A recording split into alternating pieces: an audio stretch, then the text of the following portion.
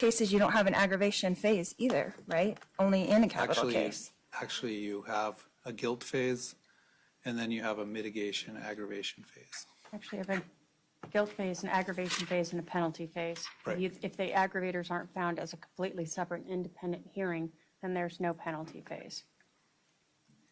So with the statute for this charge only being the one statute, what are you getting out of the aggravation phase? I don't understand. Well, first of all, the jury in the initial phase doesn't determine whether or not it's a dangerous felony, which they need to find.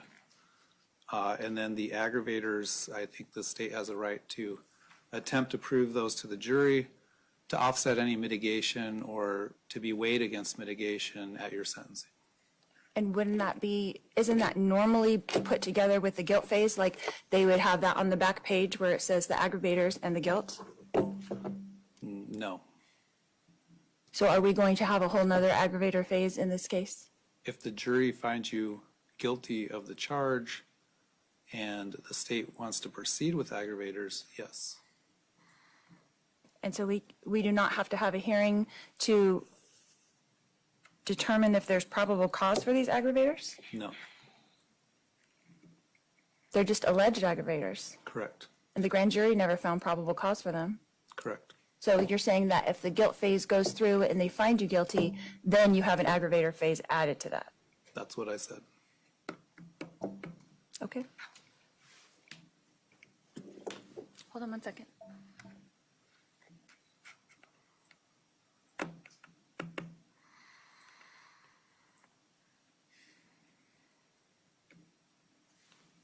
You have the allegation of aggravating. Okay. It was on my desk.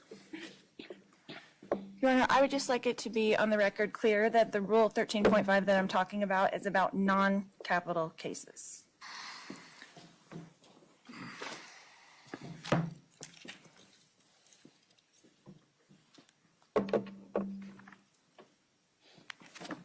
I know in capital cases they call it a CONUS hearing, but this is for non-capital case.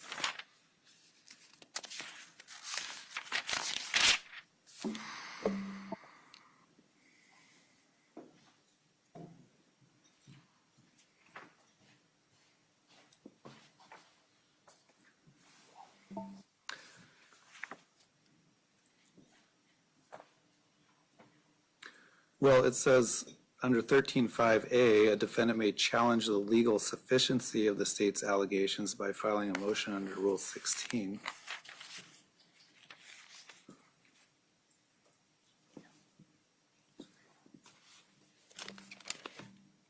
Is that what you're talking about?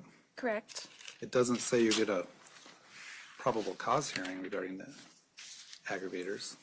Well, I'm challenging the state's allegation of aggravators by asking for a 13.5 hearing on it. So the state's aggravators that they've alleged is that the offense involved the infliction or threatened infliction of serious physical injury. The offense involved the use, threatened use, or possession of a deadly weapon or dangerous instrument during the commission of the crime, specifically a gun. The offense involved the presence of an accomplice. The offense caused physical, emotional, or financial harm to the victim, or if the victim died as a result of the conduct of the defendant, caused emotional or financial harm to the victim's family. The next one is the defendant was previously convicted of a felony within the 10 years immediately preceding the date of the offense.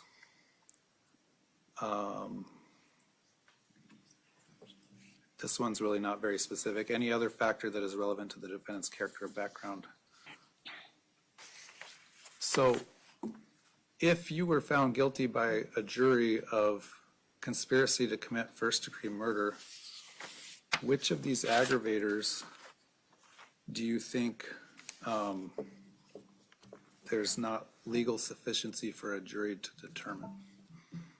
Because they seem pretty inherent in the charge itself, except for your prior convictions, which, are you saying you don't have the prior convictions within 10 years? No, I'm not saying that. Which of them don't qualify for the jury to make that determination? No, you're asking for me to make a determination that there's a legal sufficiency for them to go to the jury. Correct. So I'm asking you, if you were found guilty by a jury of the charged offense, which of those aggravators that have been alleged by the state do you think most of them are inherent in what you're being found guilty of? Again, if the jury found you guilty. For example, the first aggravator, it involved the infliction or threatened infliction of serious physical injury. The allegation is someone shot at the victim. That's the threatened infliction of serious physical injury. So it seems like that allegation, there's sufficient evidence for a jury to decide whether that's an aggravator.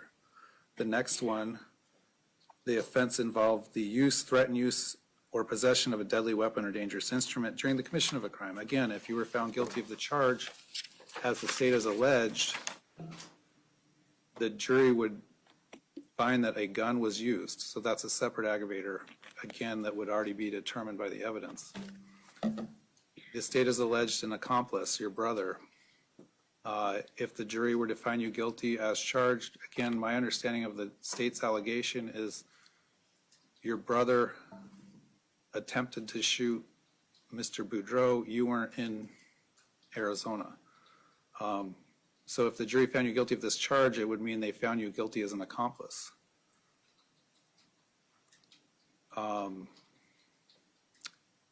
If someone shot at the next aggravator, I don't think it's a leap for a jury to presume there's some sort of emotional harm. So I'm struggling with what legal sufficiency you think is lacking for a jury to make those determinations. Again, only if the jury found you guilty of the charge that you're charged with.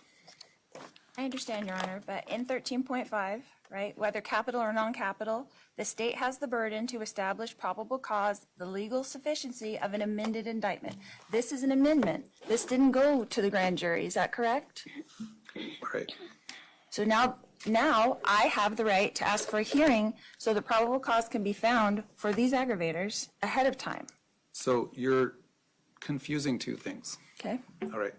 13.5b talks about amending the charge or the indictment.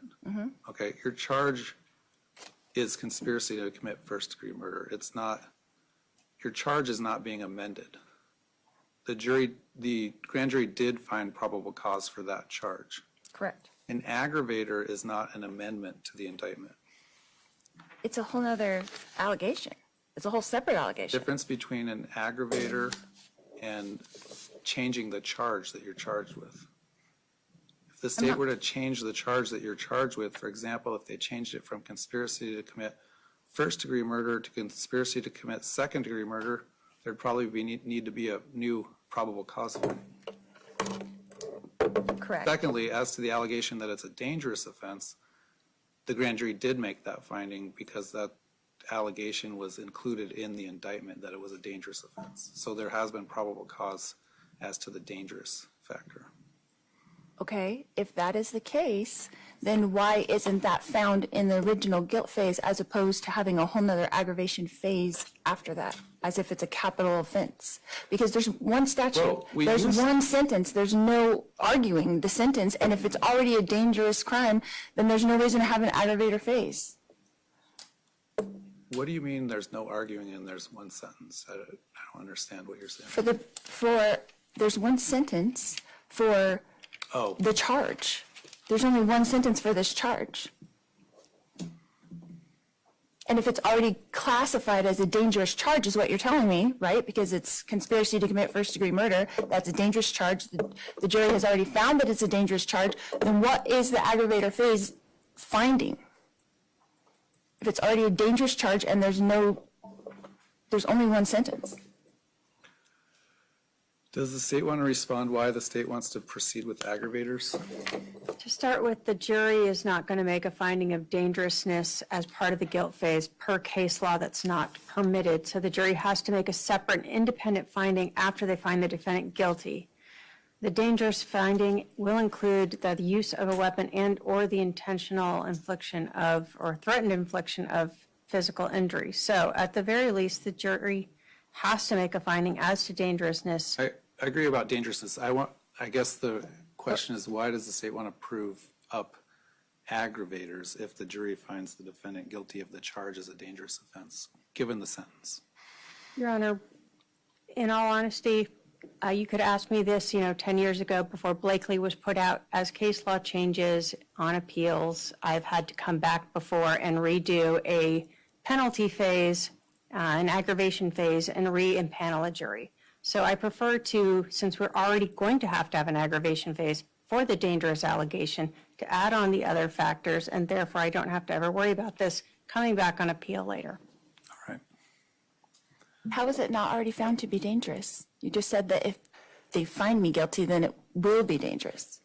I didn't say that. I said if they find you guilty, then they make a determination whether or not it's dangerous. Now, I think what I meant was when a crime involving a weapon is used, whether it's a gun, usually it's sort of a foregone conclusion that if the jury found you guilty of conspiracy to commit first-degree murder by someone shooting at another individual, that they're 99.9% likely to find that it was a dangerous offense. But it's something the jury has to do. Right, but usually aren't aggravators for sentencing? What other purpose does it serve in this case with this charge, with one statute? You can't give me less time, you can't give me more time, you can't do anything else except for, it's one statute. I guess the prosecutor's saying she wants to cover her bases in case there's some change in the law and what a jury has to find or not find for purposes of sentencing. And they have the right to proceed with aggravators. All right, you're right in that if you're found guilty of this charge at this level, you get one sentence.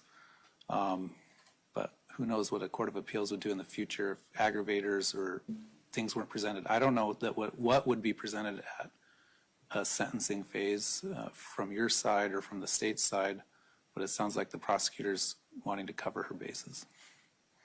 So then I'm not entitled to a hearing before trial starts to find probable cause for these aggravators that were not taken to the grand jury initially? All right, I'm asking. I'm trying to explain it to you. The jury did find probable cause that this was a dangerous offense. It's included in your indictment. So they did find. They didn't find these specific aggravators.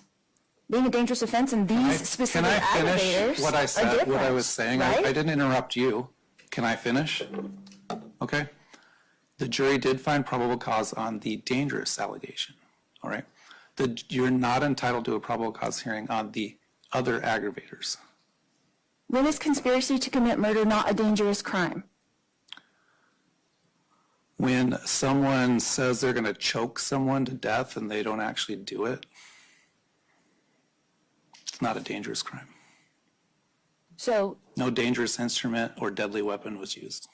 So because some instrument may or may not have been used in this crime, it's considered a dangerous crime? Right. And these aggravators that talk about something totally different don't have to be found after that it's found a dangerous crime? Correct. And that is supported by case law? Yes. So that what? When you go to appeal, you can't say it was a non-dangerous crime? All right. I don't know what to tell you. All right. There was a case that came out about 15 to 20 years ago now called Blakely that said a jury had to determine aggravating factors. Okay. Before that, a judge determined aggravating factors at sentencing. Now a jury has to determine it. The reason it's not done in the guilt phase is we don't want the jury to confuse the issues. We want the jury to decide first whether someone's guilty or not guilty, whether the state has proved its burden beyond a reasonable doubt. We don't want them to start thinking about other things like aggravators if they have questions about whether or not the person's even guilty. It tends to confuse the jury and confuse the issues for them. So that's why we do the aggravators in a separate hearing. First, you want to make sure the state has proved its burden beyond a reasonable doubt as to your charge. But these specific aggravators that they allege, right, the ones that you just went over, you're saying that now after you're found guilty of a dangerous crime, that they're going to go back in, and what is the purpose of that? How does it change anything after that? I don't know how else to explain it to you. So do you have other issues that you want to bring up today? Yes, but I would like to finish this first. So are you denying my motion to have a hearing on this? I'm denying your motion to have a probable cause hearing as to the state's alleged aggravators. Okay, so you're denying my motion to have a 13.5 hearing on these alleged aggravators Correct, because before trial starts. you're not entitled to one. Okay, 13.5 says that you're entitled to a probable cause hearing if they amend or change the indictment. this is not an amendment of the indictment? It's not. There's a difference It's an between, extension of the indictment. It's not in the indictment. it's a difference, okay, between an aggravator and changing the charge that you're charged with. Changing the charge that you're charged with is an amendment to the indictment. For example, if you were just charged with conspiracy to commit first-degree murder, all right, but the state didn't allege with the grand jury that it was a dangerous offense, you'd be entitled to a probable cause hearing as to that dangerous allegation because it's changing the charge and it's changing the sentence that you would be getting. These That's aggravators, exactly my point. After the fact, these aggravators, if they're found, what do they do to change the charge or change the sentence or change anything? probably nothing in reality. You just said it. They don't change the charge, so you're not entitled to a probable cause hearing. Okay, then I don't want to have an aggravation phase either. Well, you can How not. are you entitled to that? And I'm not entitled to a hearing on probable cause, but you're entitled to have an aggravation phase. Okay. Well, if you don't want to attend, you don't have to attend. What else?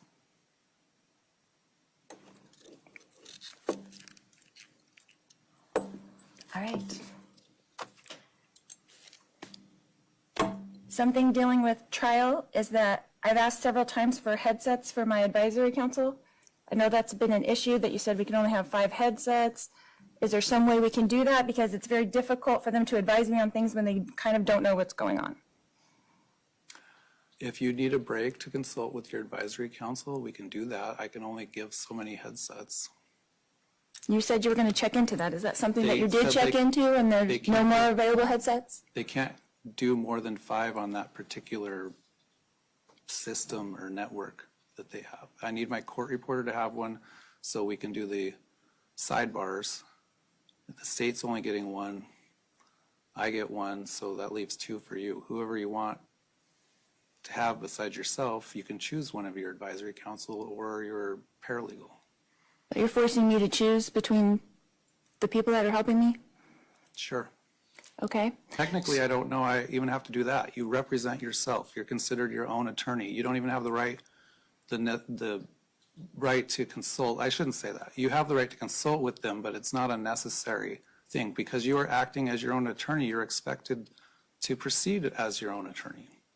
They don't have an affirmative duty to even give you advice under the case law for being an advisory council. The fact that they do is probably helpful to you, okay? But you chose to represent yourself. It means you are supposed to act as your own lawyer. You appointed them and assigned them to me. I did not ask for them. Okay, yeah, I did, in case you decided not to represent yourself so they could step in at trial. Okay, well then, is an alternative that we could do sidebars at the bench so that they could be involved during I that think it time? depends on the complexity of the question. If it's a simple jury question that, like, for example, can we have a copy of the police report? The answer to that is always no. So I think I'll have to take it on a question by question and issue by issue basis. So if it's an issue where we need everyone at the bench, yes, we can do that. But if it's a simple, quick response that we can do with the headsets, we'll do that. Okay. I have one more issue. Go ahead. Okay. Seeing as how things went in the last trial, my question is, what does the state intend to bring in from Idaho so that I can prepare my questions without being accused by you of opening the door? How can we avoid that when almost every witness has testified in my Idaho trial? And I don't want to be responsible for doing that. So how are we going to handle that?